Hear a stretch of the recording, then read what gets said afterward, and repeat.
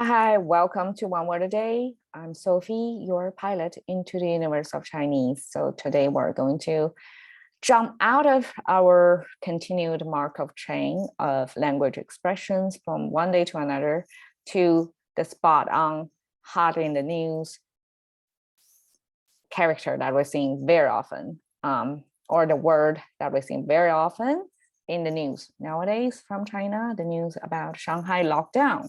I want to explain to you the two characters of Shanghai, what's made of Shanghai, not from the language point of view, not much about political commentary or whatever. So Shanghai is how it's pronounced, Shanghai.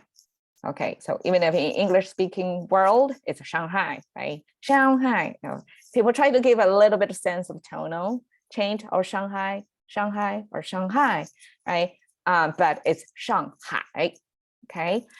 Shang, this character came from one way of Chinese formation, which is giving you the by symbol, right? It's icons, but sometimes it's visual representation, and sometimes you have to think about a little bit more. This is one of this little bit extra thinking. We call it 指示, so it's an indicator of how this concept was expressed. Okay, regard this horizontal line as the benchmark. That's where the position should be, okay, or the baseline, right? And this this vertical line going upward means it's going toward this direction, which is above, right? And this horizontal line attached to here, also like this short line, position-wise, is above this benchmark. So this word sha could mean positionally, it's above something, or it could be dynamically, it's going toward, like upward. So in English, we have upward or above to mean this static sense of positioning, or dynamic, moving toward upward. But in Chinese, it's just one word. We have both functions over there.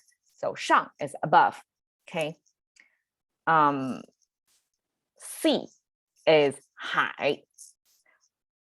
We have this classical Chinese formation, sound maker and meaning maker.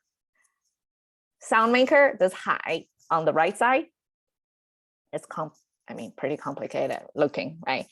I dissected into, give you the original look of this character like this. So the left side is the water sign. It means something related to water or liquid. And it came from this kind of dynamic, fluid dynamic view of basically one stream, right, going, and then there are side streams going sideways. Like water does not flow like a completely in uniform, right? I don't know much about fluid dynamics, but the way water flows is not a straight line.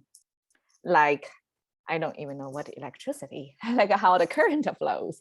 But when things are flowing, imagine if you have some blocks or something inside the tunnel, right? It's not going to flow straight line. It has to make, sideways, cross it. So this kind of visually depict that water flowing sense. And they use like 3 portions, middle, left, and right.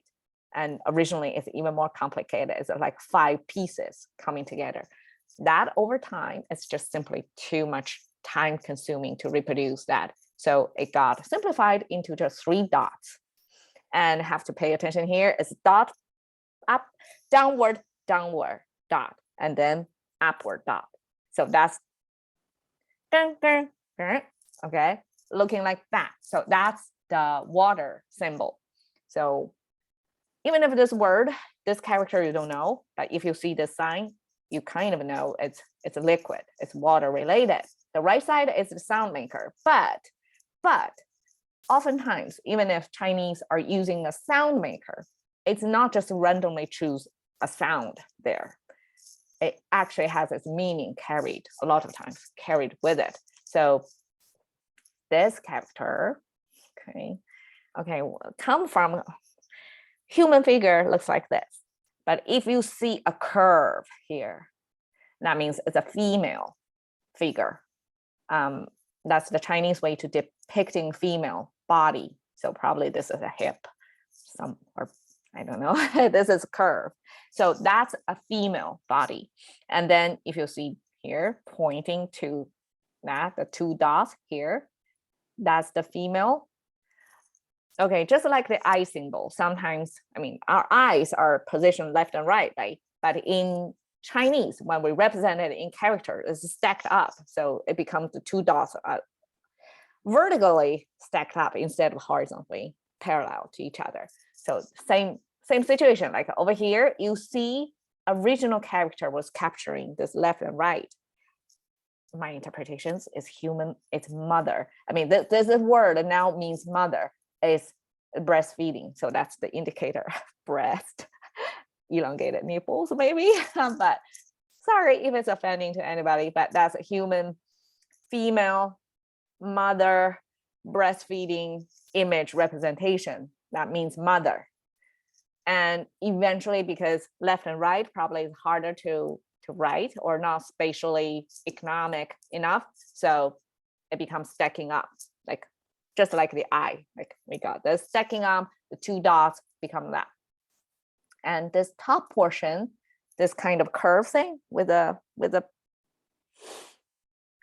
poking through, that's our grass symbol. So grass means something growing. So people interpret this full meaning as this is mother and things growing from here. And I mean, that's a beautiful image, right? Mother, things growing from it. And that is used in combination of the water sign to mean the sea or the ocean. Because probably back then, the language that the character creators realized water is really essential to the life. And the ocean are where all the waters, the streams, the rivers are going toward, right? And that's the origin. That's where things are growing. Okay, so that above sea, Shanghai, was the original meaning of this China's probably one of the best known cities, original character and meaning above the sea, because this city is positioned right at the end of Yangtze River. It's a big, long channel river that's kind of comparable to Mississippi in America and other major rivers that when you have a river, you know, that's a traffic flow, right? And that's your supply chain basically. And whatever at the end, very end of it, that port becomes economically very important because it connects to by land or by waterways to other parts of China. And that city, Shanghai, become one of the first, you know, facing outward, facing port city. And that name above sea is very appropriate to it. And this cosmopolitan city, this mega city, 25 million people resident city, become, you know, in Chinese mind, become the symbol of prosperity or, you know, entrepreneurship, or things are happening over there, kind of like comparable to New York City in America. And interestingly, okay, in time of China lockdown, Shanghai lockdown, especially people caged into their residence or to the forced place designated areas of isolation or quarantine, that create a big stress for very interruptive to people's living over there. So Shanghai, this character become a catchword, sensitive word right now. And that's why I want to bring it up, because I want the audience in English speaking world to know this language, and through the language know a little bit about Shanghai history. So geographically it's important, right? Economically it's important. And there is this character, okay, you see the definition here. the end of the Yangtze River, right? So that's what we talk about. And significance in Opium War, right? And then back then there is a history about slave trading or kidnapping. You see here, the second meaning of Shanghai actually is about kidnap somebody to forced labor. So it's basically human trafficking. So if you Shanghai somebody, means you capture them, human traffic them to make them into a slave labor. So you see, we were Shanghaied into buying worthless securities, so scammed basically. So that's a new discovery to me. I didn't know that this character, like, not a kept property name, but really merged into language with just a regular as a verb. It actually means kidnapping or compel somebody to do something. And in the context of Shanghai lockdown, it's like, ooh, history reoccurring in another time and space context, but it's sort of like kidnapping people, like cage them in their own homes, and sort of like a compel or induce some, like force people to do things they don't really want, like human rights. And you are just supposed to be supportive of the quarantine policies up there. And that's a little bit too much for today's nerves of contemporary Shanghai in 2022. So now you know how to pronounce this, how it's written, how it's pronounced, and that's the meaning and a little bit of what's happening in Shanghai. Okay, see you another